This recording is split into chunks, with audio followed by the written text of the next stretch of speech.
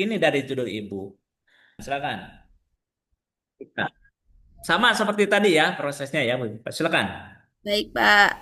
Izin share dulu ya.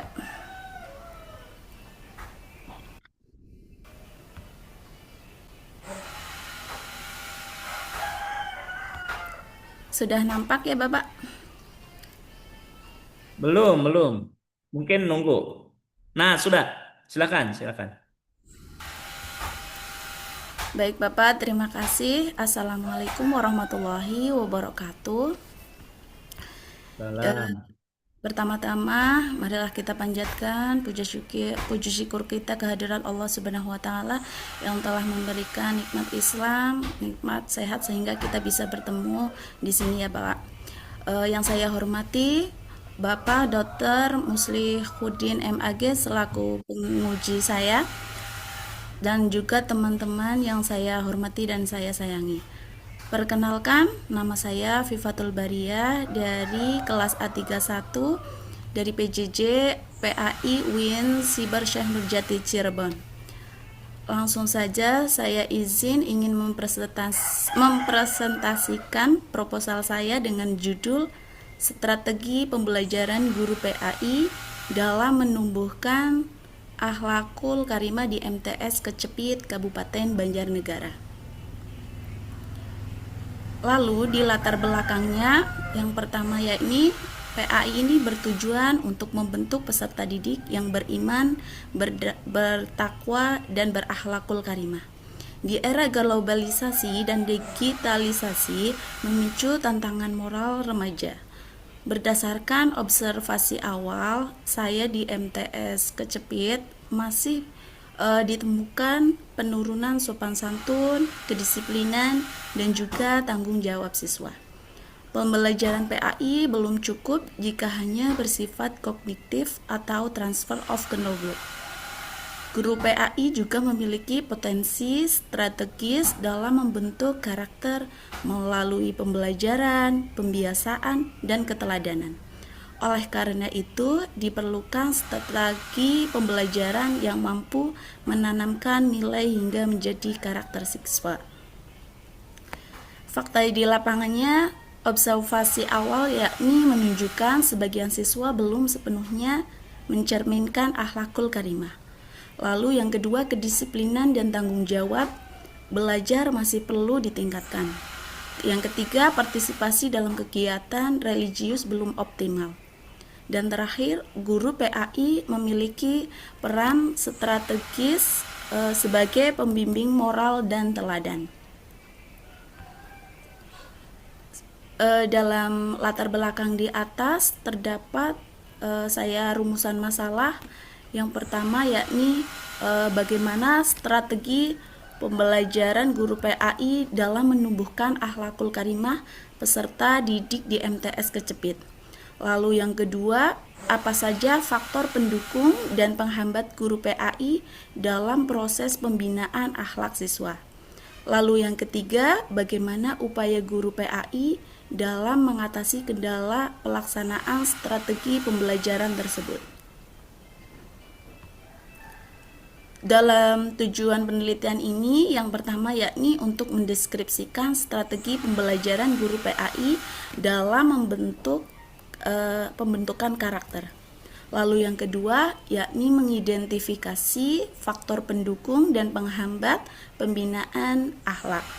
Lalu yang ketiga, menganalisis supaya guru dalam mengatasi kendala pelaksanaan strategi. Dalam manfaat penelitian di sini terdapat dua, yakni manfaat teoritis, memperkaya khasanah keilmuan pendidikan Islam, khususnya mengenai pengembangan model strategi pembelajaran berbasis nilai atau value based learning di era modern. Lalu yang kedua yakni manfaat praktis bagi guru. Yang pertama, evaluasi dan inspirasi strategis pengajar. Bagi siswa, motivasi internalisasi nilai akhlak. Bagi madrasah, pedoman kebijakan, best practice atau budaya religius. Kajian pustaka dan kebaruan riset. Dalam penelitian terdahulu, Masito et al. Fokus pada strategi variatif di tingkat SDIT. Sedangkan Kaisar et al. 2023 pembentukan akhlak di rumah Quran atau non-formal. Sedangkan Pasaribu et al. 2023 fokus pada aspek interaksi sosial guru siswa. Dalam kebaruan penelitian atau riset di sini, penelitian ini mengisi celah dengan menelaah secara sistematis strategis pembelajaran di Madrasah Sanawiyah MTS formal, mengintegrasikan metode pembelajaran, pembiasaan, dan budaya sekolah secara komprehensif. Lalu dalam kerangka teoritis, penelitian ini pembentukan akhlak karimah dipahami melalui 3 pilar teoritis utama yang saling berinteraksi, yaitu yang pertama, strategis pembelajaran, yakni teori Abdul Majid. Strategi dipandang sebagai perencanaan menyeluruh yang disusun guru untuk mencapai tujuan pembelajaran secara efektif yang mencangkup perubahan pada ranah kognitif, afektif atau sikap, dan psikomotorik atau perilaku. Lalu yang kedua, teori pembiasaan atau habitation. Al-Ghazali, akhlakul karimah bukanlah hasil instan, melainkan sifat yang tertanam dalam jiwa. Menurut Al-Ghazali, hal ini hanya dapat dicapai melalui latihan yang dilakukan secara berulang-ulang hingga perilaku baik tersebut menjadi karakter yang melekat secara spontan. Lalu teori yang ketiga yakni teori keteladanan atau modeling Albert Bandura dan Quran Surat Al-Ahzab ayat 21. Peserta didik cenderung belajar melalui pengamatan perilaku model di sekitarnya. Dalam konteks ini, guru PAI memegang peranan vital sebagai uswah hasanah, teladan yang baik.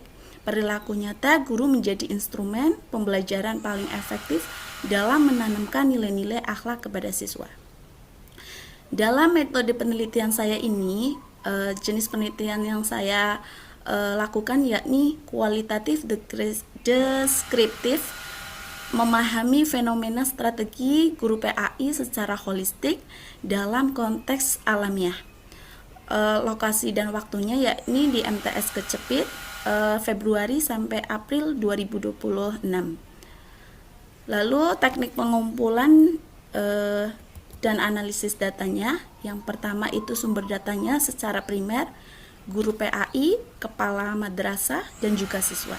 Sedangkan sekunder, dokumen kurikulum RPP, catatan perilaku siswa.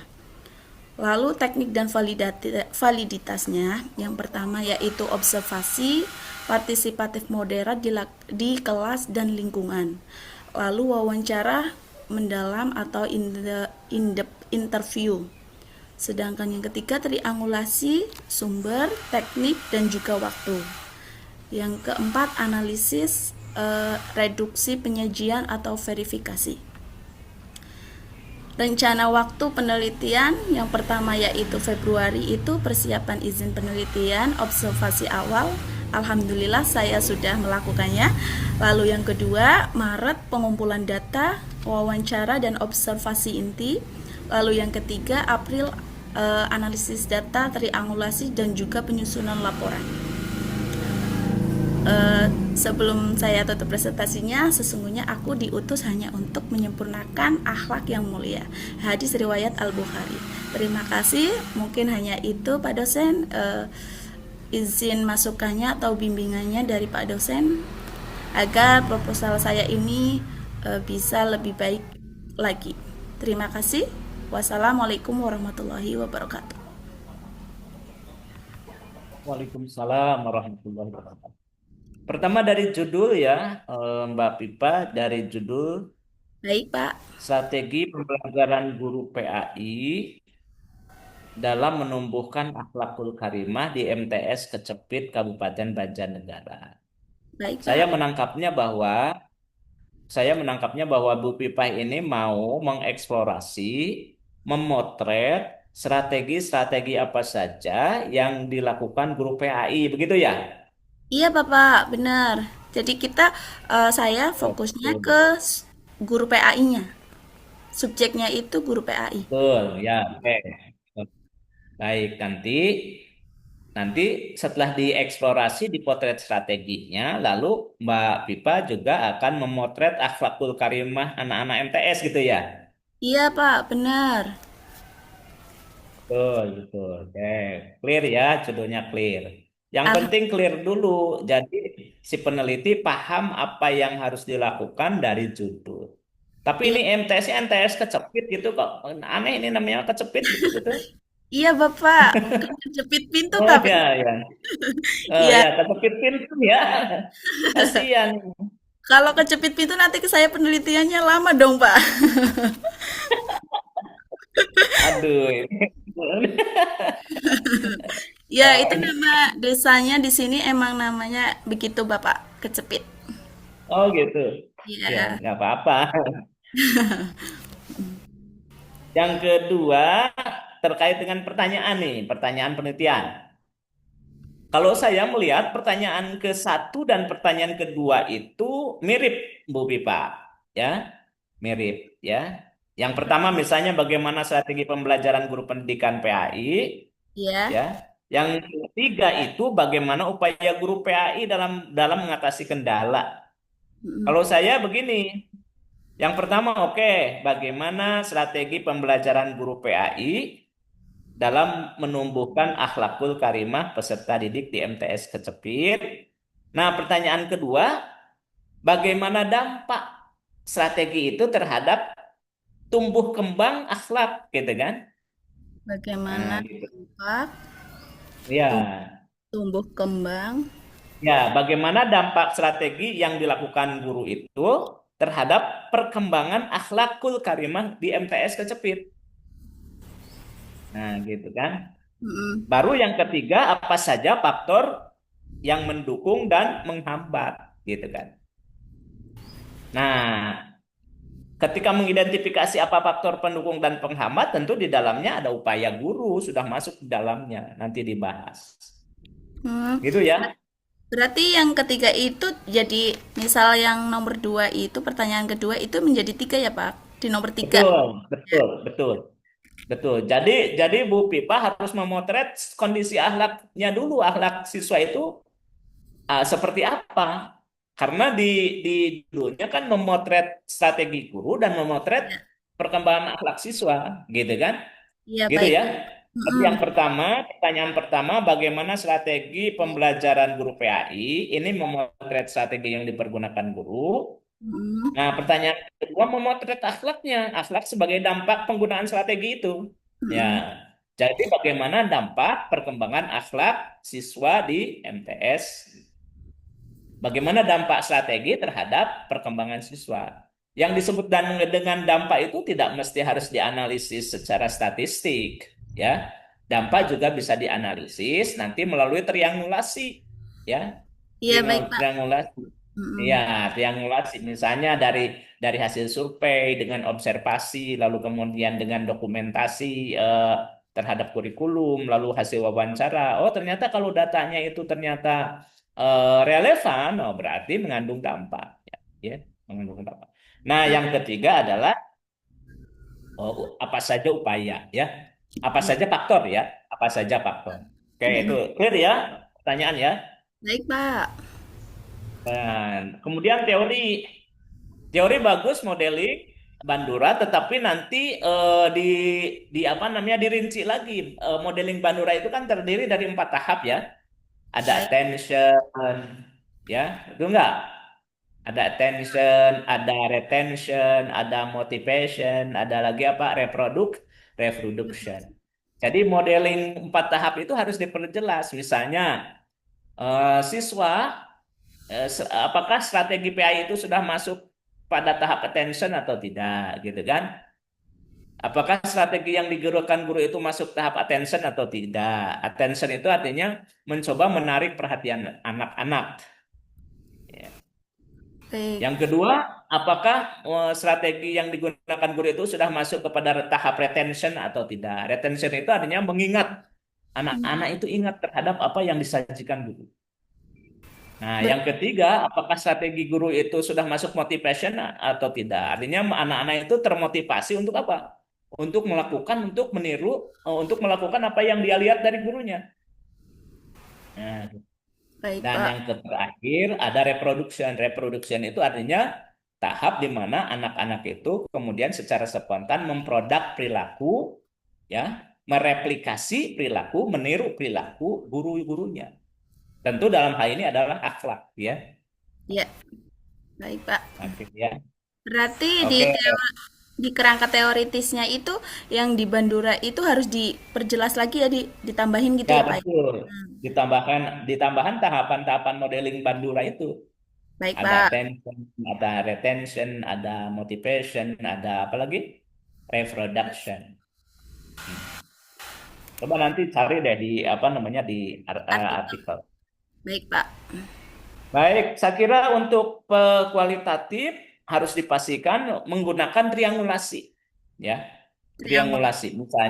Misalnya di samping ibu melakukan observasi, ibu juga Ya. melakukan observasi kepada lokasi atau observasi terhadap informan yang sama, Hmm. wawancara terhadap informan yang sama, Hmm. tetapi juga harus melakukan survei terhadap informan yang sama. Baik, Nah, Pak. jadi surveinya itu nanti surveinya survei deskriptif saja, kuantitatif deskriptif. Jadi tidak perlu dianalisis secara statistik, analisisnya adalah analisis deskriptif saja dari hasil survei itu. Apakah hasil survei itu ternyata relevan atau tidak dengan hasil wawancara? Hasil Hmm. survei itu relevan atau tidak dengan hasil apa? Observasi. Hasil wawancara, hasil observasi, dan hasil survei itu kemudian relevan atau tidak dengan dokumen kurikulum atau modul ajar yang disiapkan guru. Nah, kalau sudah relevan, berarti itu ada dampak, gitu kan? Ada dampak strategi terhadap perkembangan akhlak siswa. Lalu kemudian apa namanya? Nanti disajikan nantilah dalam bimbingan detailnya bagaimana menyajikannya, ya. Baik, Pak. Ya. Terima kasih. Berarti kalau di teknik pengumpulan data itu hanya yang penting triangulasi aja ya, Pak ya. Itu kan mencakup kayak observasi, wawancara, dokumentasi dijadikan satu gitu ya, Pak.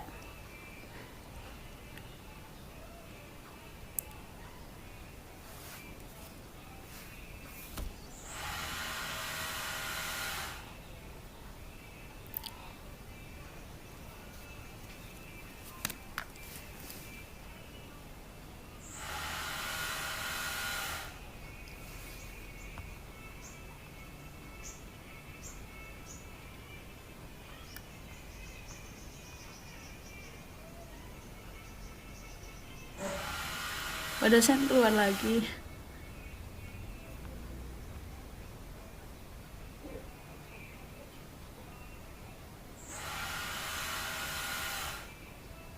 Ringan kayaknya.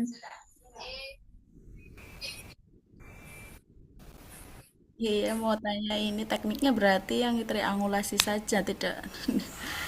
Aduh, Udah, deg-degan. udah ganti lagi apa judulnya. Alhamdulillah sudah Alhamdulillah di Bu. ACC judulnya, Bu. Mudah-mudahan punya saya juga. Soalnya judul saya itu kan di ACC sama ibu dosen teknik kemarin. Iya, Bu. Sama. Mudah-mudahan diterima.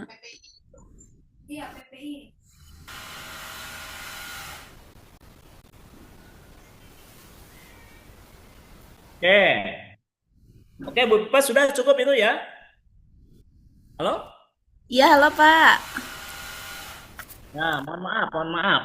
Ya, Ini tidak mohon apa-apa. maaf karena ya jaringannya kecepit sih.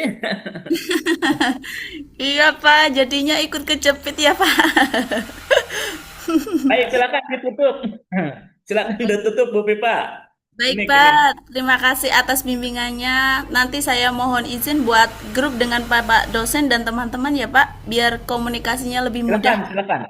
Ah, ya. Betul, nanti kalau bimbingan bareng saja, kita Zoom bareng. Nah, bimbingannya bareng. Cari lagi yang bimbingan saya semuanya nanti bareng satu-satu bimbingannya gitu. Iya, Pak, benar. Bareng tapi dalam satu kali pertemuan gitu. Boleh beberapa kali dijadwalkan saja, tetapi semuanya harus jangan satu-satu. Hari ini A, hari berikutnya B. Jadi satu hari itu tiga orang bimbingan, Mas. Ya. Baik, Pak. Terima kasih atas bimbingannya. Ini sudah direkam belum? Alhamdulillah sudah, Pak. Sudah ini. Oke, oke, oke.